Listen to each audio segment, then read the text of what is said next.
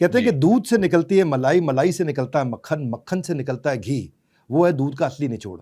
इस 5 साल की कड़ी मेहनत में नाम्बी सर की लाइफ का निचोड़ आपको क्या समझ आया? कि सच्चे देशभक्त वो होते हैं जिनको पता है कि हर जो वो काम कर रहे हैं, हर रोज़ अपनी जान को जोखिम में डालकर इसके बावजूद उनके बारे में कोई गुण नहीं गाएगा, उनके बारे में किसी को कुछ नहीं पता रहेगा, उनके शायद फैमिली को सैक्रिफाइस करना पड़े, उनके लाइफ के प्लेज़र्स को सैक्रिफाइस करना पड़े। इसके बावजूद कोई सड़क उनके नाम का नहीं होगा या उनके कंट्रीब्यूशन के बारे में कोई नहीं बात करेगा। इसके बावजूद पूरे दिल लगाकर वो अपने देश के लिए सेवा करते हैं और ऐसे लोगों को सराहना चाहिए। ये है मेरे फ़िल्म की घी। माधवन जी, हाँ। ये जो आपने उनकी तारीफ करी, बहुत कंट्रीब्यूशन रहे। विक्रम साराभाई जी ने उन्हें काफ़ी पहले पहचान लिया था, उनका पोटेंशियल, और यूएस में प्रिंसटन जहाँ की आपने बात करी, उन्होंने उनको रेकमेंड भी किया पढ़ने के लिए। और वो मैं ये जानता हूँ कि 10 महीने में उन्होंने वो पढ़ाई खत्म करी, जो करने में कई सालों लग जाते हैं। ये पोटेंशियल उनमें बहुत था, ये बात सही, लेकिन तारीफ आज आपकी भी करना चाहता हूँ। आपने जो अपने इसमें जो बहुत मेहनत करी, तपस्या, 6 साल में फ़िल्म बनाई, 60 दिनों में बन जाती है। मैं आज आपकी तारीफ़ इस बात पे करना चाहता हूँ कि 8 देशों में जा कर के आपने खूब पैसा खर्च करके, नॉर्मली एक देश में शूट करके मूवी बन जाती है। आपने 3 भाषाओं में काम किया और प्रोस्थेटिक जिसका इस्तेमाल किया जाता है सब बदलने के लिए, आपने रियलिटी के नज़दीक काम किया। अब आपने अपने दाँतों का भी काफ़ी ऑल्टरेशन कराया, उस पे भी आपने अपने बॉडी पे, फिटनेस पे, वेट पे, सब पे काम किया। मैं 29 साल से 79 साल तक, यानी कि 29 टू 79 ईयर्स की एज को आपने वहाँ पे डिस्प्ले किया। एक्सट्रीम बॉडी ट्रांसफॉर्मेशन आपने दिखाया।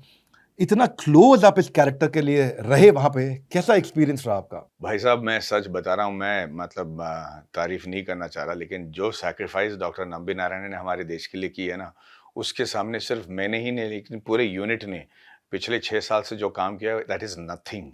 इनफैक्ट मैं आपको कह दूँ कि पिछले 2 साल से ड्यूरिंग कोविड मैंने अपनी टीम को पैसे तक नहीं दे पाया, क्योंकि इतनी बड़ी बजट वाली फ़िल्म है नहीं। पर आज भी ये हमारे साथ जुड़े हुए हैं, हर कोई फ्री में काम कर रहा है।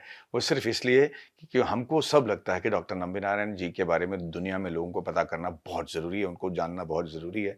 तो ये पैशन जब होता है ना किसी के साथ, हमारी टीम के जो 150 लोग हैं, जब वो सब मिलकर एक ही गाना गाना चाहते हैं, तो वो आवाज़ ना दूर-दूर तक पहुँचेगी, मुझे इसका पूरा यकीन है। बहरहाल आज बात नंबी नारायणन जी की है। 2 छोटे से प्रश्न और। जी। हिंदुस्तान में हर साल लगभग 2000 फ़िल्में बनती हैं।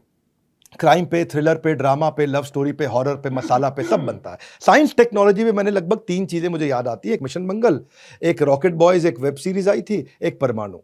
साइंस के ऊपर फ़िल्म बनाना आपने बनाया, बहुत मेहनत किया। क्या लगता है ये फाइनेंशियल रिस्क है जो लोग इसमें नहीं इन्वॉल्व होना चाहते? नहीं, फाइनेंशियल रिस्क नहीं है, हमारी फ़ितरत उस ओर जाती नहीं है। मतलब जब हॉलीवुड मतलब वेस्टर्न्स और ब्रॉडवे शोज़ और रोमांटिक फ़िल्में बना रहा था, तब स्टीवन स्पीलबर्ग आए, उन्होंने दिशा बदल दी।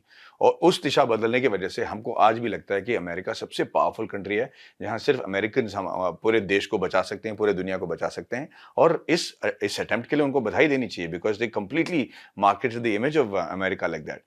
हमारे यहाँ उस डायरेक्शन में कोई गया ही नहीं। हम सिर्फ़ फ्रीडम स्ट्रगल और मुग़ल इसके बारे में बात कर रहे थे, और जो सैक्रिफ़ाइस हमारे शूरवीरों ने किया है, उसके मतलब वो सराखों पे मतलब उसका वी हैव टू बाउ आवर हेड्स टू दैट।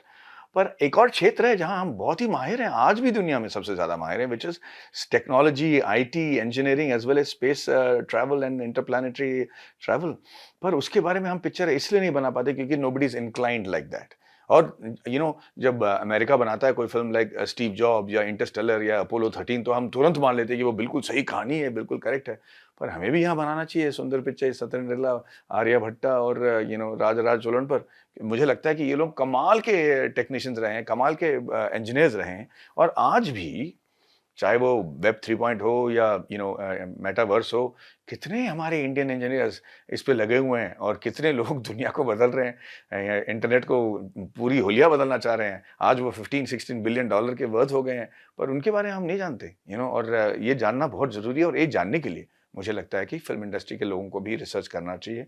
हमारे ऑडियंस की जो इंटेलिजेंस लेवल बढ़ गई है, उससे ज़्यादा हम जाएँगे, तब जाके उनसे हमें आदर मिलेगा, रिस्पेक्ट मिलेगा, एस्पिरेशन मिलेगा। तो that is what I am trying to do.